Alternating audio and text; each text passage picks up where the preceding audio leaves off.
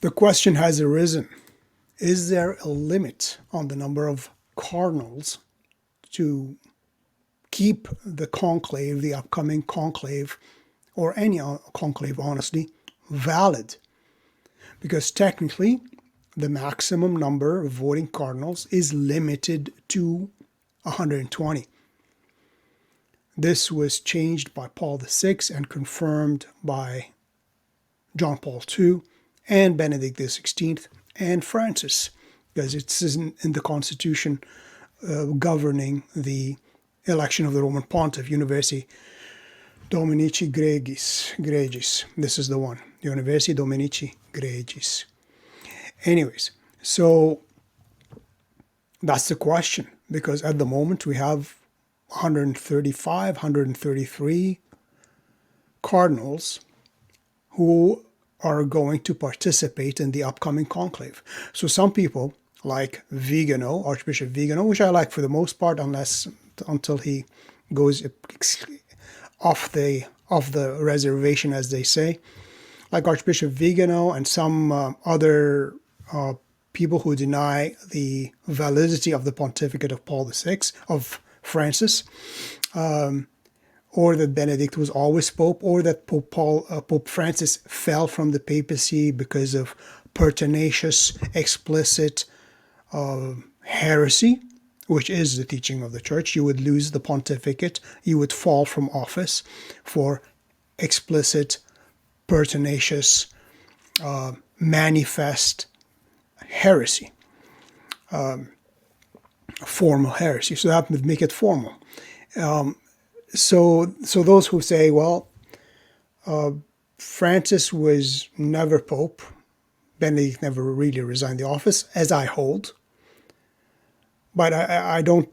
But I consider him kind of like the administrator, the apostolic administrator, the coadjutor bishop, the Bishop of Rome, who is doing the functions of the papacy, the functions of the Bishop of Rome, because that's what Francis called himself for years, refusing to be called Pope at the beginning since 2013. And Benedict, who in his last audience says his acts of renunciation did not revoke what he received in 2005, which is the papacy. So that's my position, and I've got a billion videos on the subject. Then there are others who will say, well, Francis, yeah, he was elected validly, Benedict resigned validly, but Francis really, with his innumerable heresies, which I've mentioned in the previous video and the last two videos on his, and others, I mean, you can just, it's a flood of heresies, really, from denying that hell is, saying that hell is empty, denying the immortality of the soul, that God wills the existence and wills false religions. He wills them, like in the Abu Dhabi Declaration, that evangelization, according to the words of Jesus Christ, is evil. That makes him evil, because he calls it proselytism. Anyways, his heresies are limitless. So they say, well, he fell from the papacy, therefore all his cardinals, all his acts are null and void. So these are the two positions, and then they'll say, well, therefore his cardinals are void, are null. Therefore, upcoming conclave is null. Others will say, well, Francis is great and all, and he was really the Pope, but there's 135 cardinals, 133 cardinals. Therefore, the upcoming conclave will be null because the limit is 120. So let's examine this question briefly. And just to let you know, I will be doing one or two more videos on the conclave. One is regarding cardinals appointed by anti-popes. So if you consider Francis a false pope or an anti-pope, actually the Church considers the cardinals appointed by him in a certain way, when it is a common error, like when people believe, well, that's the real pope, but he's really an anti-pope, that the Church supplied jurisdiction given not by the Church, but by Christ himself. And there are two major theologians who dealt with this subject in the 1940s and the 1800s. So yeah, there is Christ supplies jurisdiction even to anti-popes, not for their sake, but for the sake of the church herself. So I'll deal that with one video for that one, and another one regarding another position would be the impeded see of Benedict, again, which still render the cardinals valid. So anyways, let's do it. This is going to be a short video, not too long. So the Pillar Catholic, the Pillar has an article. Is there really a limit on the number of cardinals in a conclave? So I'm not going to read the whole thing. But I mean, the point of it is, yes, technically there is a limit because the constitution for electing a new pontiff does set the limit at 120. And in reality, the popes should have, this is the maximum. It doesn't say this is the minimum. What has happened over the years, since Paul VI, John Paul II, Pope Benedict XVI, and Francis, they all exceeded. They treated this limit as a minimum, not as a maximum. And since it is the Pope who, the Bishop of Rome, the Pope who sets the limit, he can exceed the limit if he so wishes. But why do you even have the limit? It says clearly maximum. Therefore, it could be 100, even though the limit is 120. It could be 100 cardinals, 110 cardinals, could be 90 cardinals. It doesn't really matter. It doesn't have to be 120. But that is the, why put the law, why put the maximum when no pope is intending to adhere to the maximum? So this is a logical, perfect, sane objection. But still, that does not render the conclave illegal, and we're going to see why. Even in the Constitution of John Paul II and revised by Benedict XVI, it actually allows, even for the violation of that same Constitution. I'm going to get to it in a second. So, so people were asking, so would the law, which I asked myself on X, would the law exclude, some group of cardinals from being in part of this conclave because they maybe came in last, and as soon as they exceeded the 120, above the 120, the new batches, the last batch of cardinals Francis appointed would be excluded. So should they be excluded, and we're just sticking with the original 120, or what's exactly the law regarding that? So, and if they participated, would that render the conclave invalid? So it says here, John Paul II, Benedict XVI, and Francis all moved at different times to exceed the 120 elector limit. They all did it. They all did it. They shouldn't. I mean, it's your own law. Why do you violate your own limit? And the universal undisputed canonical, so basically the pillar says the universal, and neither Cardinal Mueller nor Cardinal Burke or anybody objected to this fact, especially Cardinal Burke, who's a canonist. He was the head of the Apostolic Signatura, so he's the authority on that.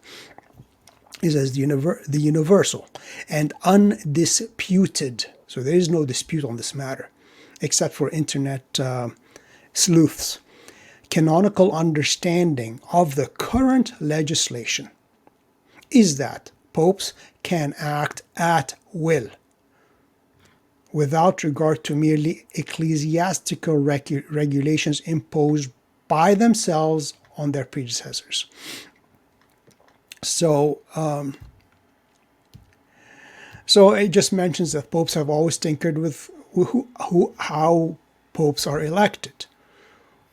It was even before cardinals, it was just simply the clergy of Rome. And then it was limited to the cardinals. And then it was how many cardinals? And it was limited to the number of cardinals. Anyways, what's the majority? John Paul II said, well, only 50% above after a certain vote. If that doesn't work, just 50% plus one, that's the Pope. Benedict revised, brought it back to 2/3 majority, which is safer bet. And it does give you the example of Paul VI changing it. First of all, increasing the count to 120 from the traditional, which lasted for centuries, 70 cardinals, he raised it to 120, and then he imposed the upper limit of age of 80. And the real reason he limited to 80 because he did not want conservative cardinals to vote for the next pope. So he limited to cardinals under the age of 80. So the conservatives, the traditionalists, would not retake the church from him. And he as well, not mentioned here, he imposed the age of retirement, which only the Code of Canon Law says the bishops are requested to retire. They're not commanded, but Paul VI put it in there. They're requested to retire at age 75. Again, a total novelty. Bishop is the father of his church, father of his diocese. When he dies, the see is vacant. It's not he's too old. You're too old to be a father. Get out of here. It's not a job. It's not a managerial position. He is the spiritual head of his local church. So another novelty of Paul VI. Anyway, so it just mentions that that's what happened. So yeah, so the code of like the law imposed by Paul VI says for the election of Roman Pontiff that the maximum number should not be over 120. John Paul II, again, said the exact same thing. Maximum number of cardinal electors is 120. So now we have 135. So it's asked, what legal force does the 120 limit exactly?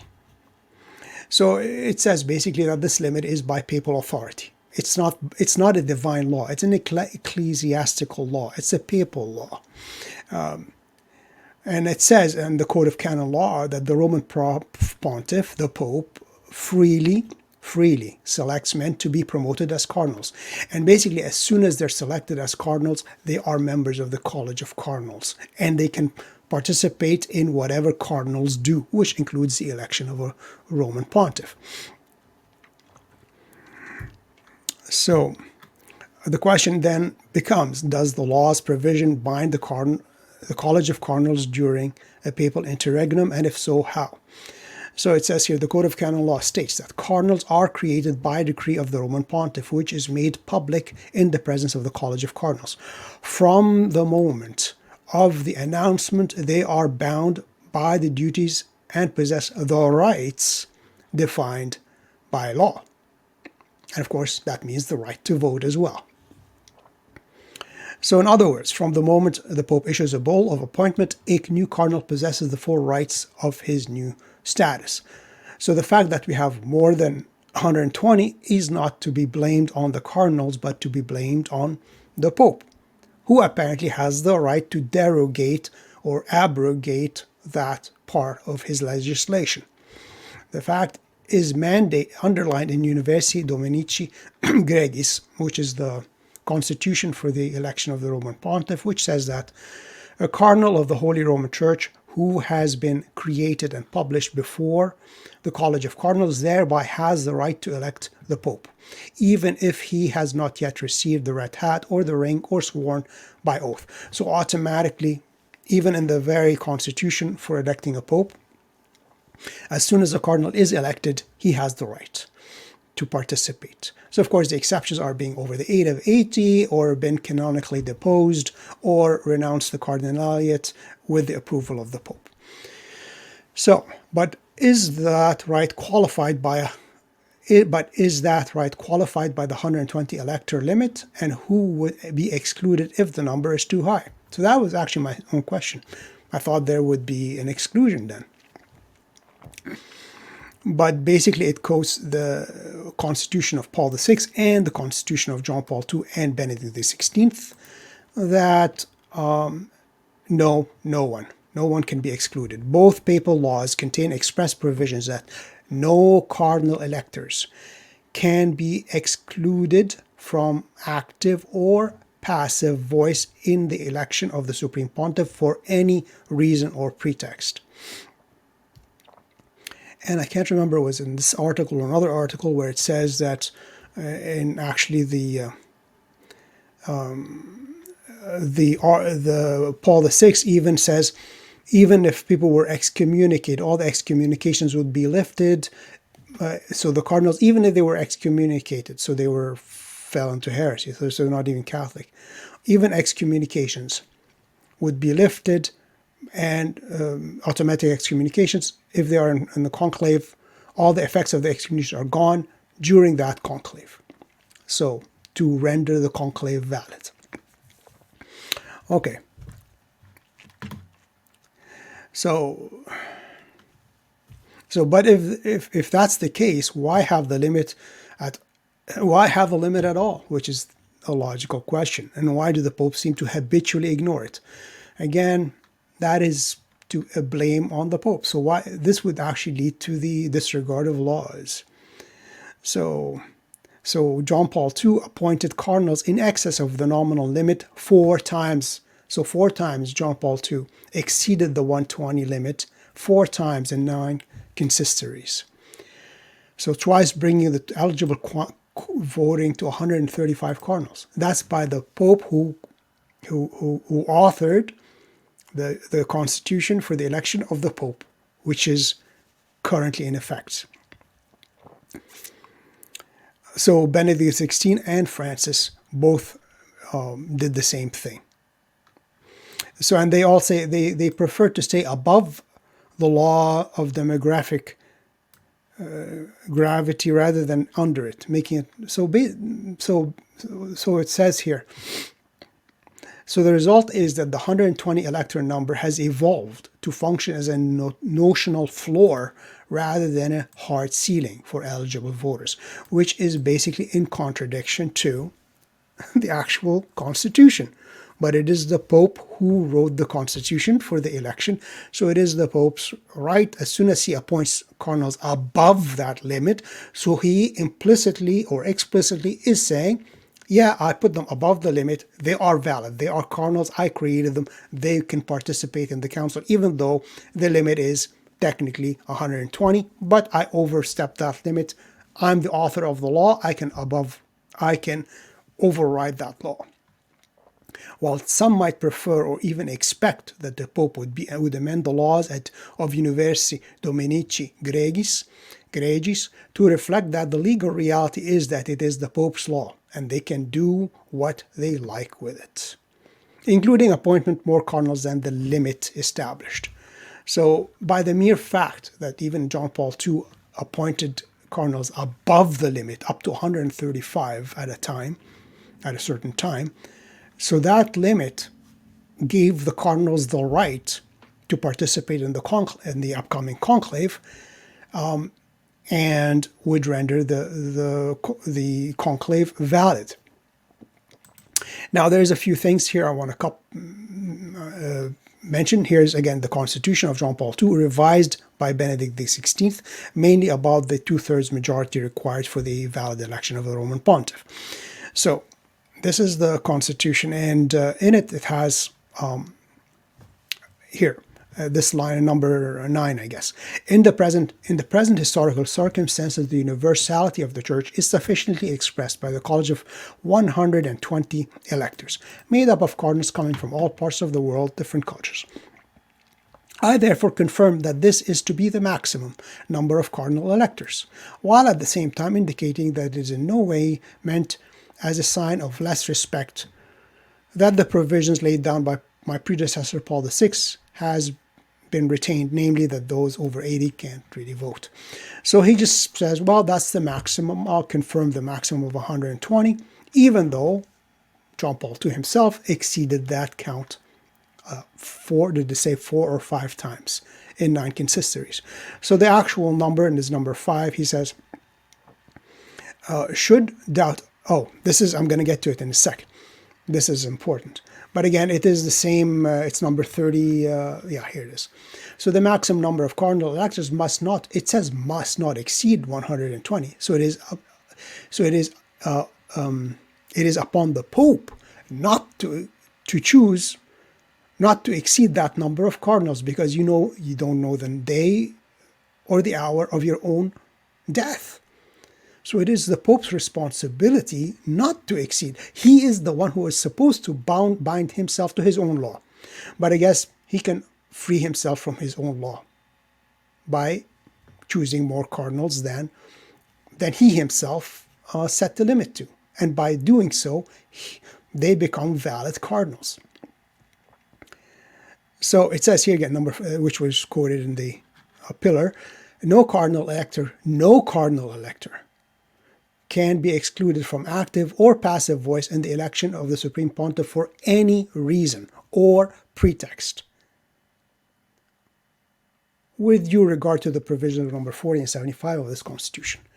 Now, if there is a dispute, well, maybe, I don't know, maybe they should be excluded because the Constitution says, it's 120, so these extra cardinals need to be excluded from the conclave. The Constitution itself, UNIVERSI, DOMINICI, GREGIS, says in number 5, should doubt arise concerning the prescriptions contained in this Constitution.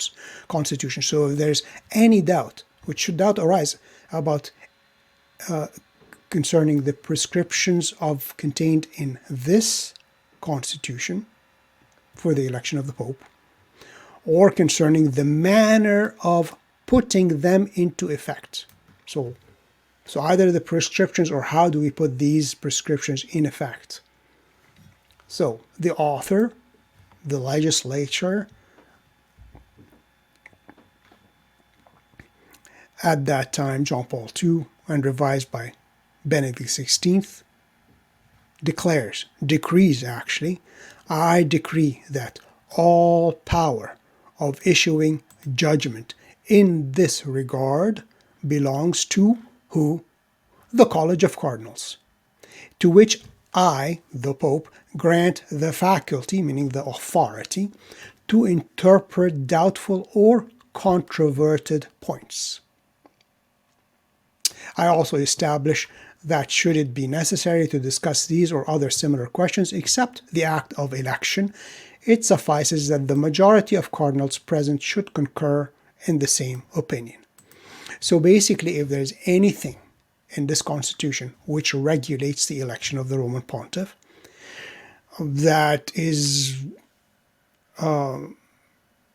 prescription which needs clarification, or a law or a prescription, or how is this law is to be put into action. So here's either prescriptions contained in the Constitution or the manner of putting them into effect.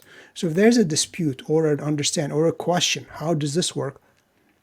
The Pope is dead. So how do we proceed? So the Pope himself gives the College of Cardinals the right to issue a judgment on any doubtful or controverted points. So basically, the College of Cardinals will say, well, we know the Constitution says 120 is the maximum number of cardinal electors, but we're going to reinterpret this part, or in the manner of putting these laws into effect, and we have that faculty from basically John Paul II, Benedict XVI, and if you consider, and even Francis. Okay, according to this Constitution, we have that right. And in fact, this is exactly what happened. And the Tablet, which is a British Catholic, so-called Catholic newspaper, the article is Cardinals request prayers and confirm election rights. Confirm election rights. So here it is, the Congregation of Cardinals, which was mentioned in the Constitution, the College of Cardinals, the faculty. So here it is, we have the College of Cardinals. The Congregation of Cardinals issued a declaration, so the Congregation of Cardinals asked the people of God to live this ecclesial moment as the event of grace, discernment, listening to God's will. All 135 listed cardinal electors will be eligible to vote. So this answered the questions right away, because that's what the right was given to them by the Pope. Will be eligible to vote in the conclave next week after, this is a key, after, so because people were saying, will they be eligible or will not they be eligible? after the congregation of cardinals issued a declaration confirming their rights despite the official limit of 120 electors. So this solves the problem of, well, Vigan says, well, now they have 130, that invalidates it. I mean, his other thing is like the 108 were chosen by Francis, so he's not even Pope, so they're invalid. Ignore that. We're going to deal with it in the next video. So here it is. So the Congregation of Cardinals, the College of Cardinals, has fulfilled the requirement of UNIVERSI DOMINICI GREGIS, which is the constitution about the election of the conclave, which the Pope gave them the right to interpret or amend or how to implement that constitution in certain respects. So again, all 135 listed cardinal electors will be eligible to vote in the conclave next week after the Congregation of Cardinals issued the declaration confirming their rights despite official limit of 120 cardinals. The cardinals issued a statement after their general congregation on Wednesday saying that cardinals exceeding the limit set out in the Apostolic Constitution Universi Dominici Gregis, which governs conclaves, had acquired. So they had acquired the right to elect the Roman Pontiff from the moment of their creation and publication by the late Pope's authority. So, and this is according basically again to canon law, and it was basically the way John Paul II, the author of that constitution, acted and behaved. So the Congregation of Cardinals reaffirmed, so issued a declaration affirming that even above the cardinals above 120 electors are all valid electors, despite being exceeding the limit of 120 stipulated in the Constitution. And there's here this little website says, calls Christianity. It's, I guess, questions.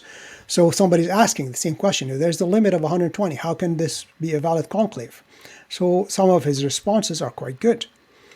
One response is John Paul II himself in a speech. So again, it was mentioned in the pillar that John Paul II 4 times or 5 times exceeded up to 100 the number of cardinal electors. Again, the popes themselves should be the ones responsible for not exceeding that number of living cardinal electors. So it is not the cardinals who are responsible, it is the popes who himself exceeded that number. So he gives the answer. John Paul II, in a speech in January 28, 2001, explicitly abrogated the fixed numerical limit. By his own authority, basically by appointing them, he basically abrogated the limit. I will quote the original Italian and a literal translation into English. So, in pectore, that is, quoting John Paul II, that is, in the heart, I also hand some names on Sunday, the announcement of which, for various reasons, I have decided to postpone until today. They, too, abrogating the fixed numerical limit, will be numbered among the cardinals that I will create in the consistory of February 21. So he admits that they exceed the numerical limit. So, and you can see actually the same. This is the Angelus, John Paul II, Sunday, 28th January 2001, from the Vatican's own website. They too, in derogation or abrogation of the fixed, the literal translation apparently is abrogation, not derogation, but anyways, from the fixed numerical limit, will be included among the cardinals. I will create at the consistory of 21 February. So he will create them 21 February, and they will exceed the number of 120, and they will be included among the cardinals, which would have the right of election. So another reply quotes a code of canon law that the Roman Pontiff freely selects The Roman Pontiff freely selects men to be promoted as cardinals who have been ordained at least into the order of presbyterate and are especially outstanding in doctrine, morals, piety, and prudence in action. Those who are not yet bishops must receive episcopal consecration. So the Pope freely selects. And then it quotes again the point which I quoted from the Constitution itself. And since this is an ecclesiastical law, the Pope has the right to abrogate, derogate, or change human and ecclesiastical laws. So, ergo, if Pope Francis elevated the number of cardinals electors to 135, then there are 135 cardinals entitled to vote in a papal conclave. There is no law stating that no more cardinal electors over that. There is no law stating that more cardinal electors over the number of 100 would be invalid in the papal conclave. There is no such law. Even though there is a limit, it does not say that it would invalidate the conclave, or that they would themselves be invalid cardinals, so they would lose their right to vote. There is no such law, and as such, so and just as so you can recall, the vast majority of cardinals, except for the last 42, that were chosen by Francis and brought to Benedict, who confirmed them, basically. If you believe that Benedict was always Pope, never truly resigned the papacy, and Francis was just the administrator of the Diocese of Rome. Therefore, Benedict, actually these are Benedict's cardinals. But when Benedict died, the governing of the church continued. And Francis, in his capacity as the bishop of the Diocese of Rome, as the apostolic administrator of that diocese, had the right to appoint Roman clergy, which cardinals are. Therefore, they are valid too. So, yeah, so yes, even though they exceeded 120, which I had the question myself, would that affect the conclave? The answer apparently, clearly actually, is no, because the Constitution of the Universi Dominici Gregis itself gives the right to the College of Cardinals to interpret that Constitution and even the manner of implementing that Constitution. And the College of Cardinals, the Congregation of Cardinals, actually examined the matter and issued the decree giving the right to those cardinals in excess of 120 to be part of the election.